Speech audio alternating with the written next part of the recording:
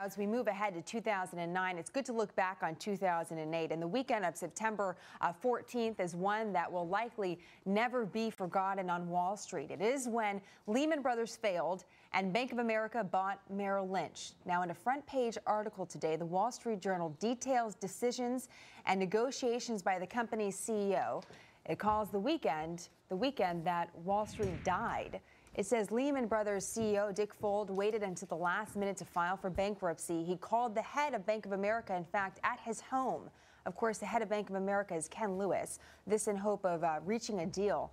Lewis, though, never called back. And within hours, the 158-year-old brokerage house was in bankruptcy.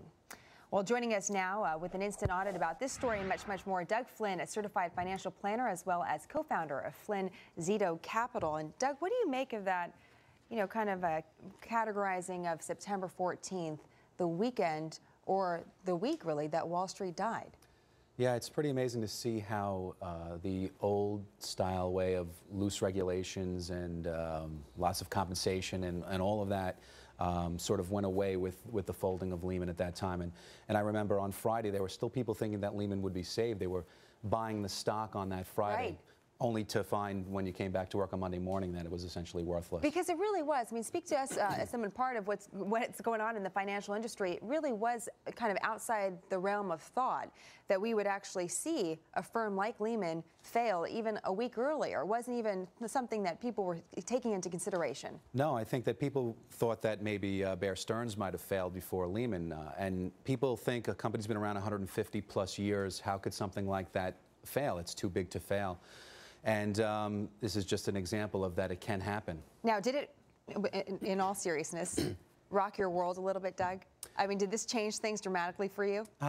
Personally, not so much. I think it gets down to when you get back to Bear Stearns and the fact that in the chain of how things are, you need those people in sort of in the bucket line of putting out a fire. You need that if there's one guy missing a bucket, the fire's not going to go out. So getting back to Bear for a moment, they had to keep that one in. I think the government also sent a message with letting Lehman fail that, we're not going to bail out everybody. It seems after that they started bailing out everybody right again. Now.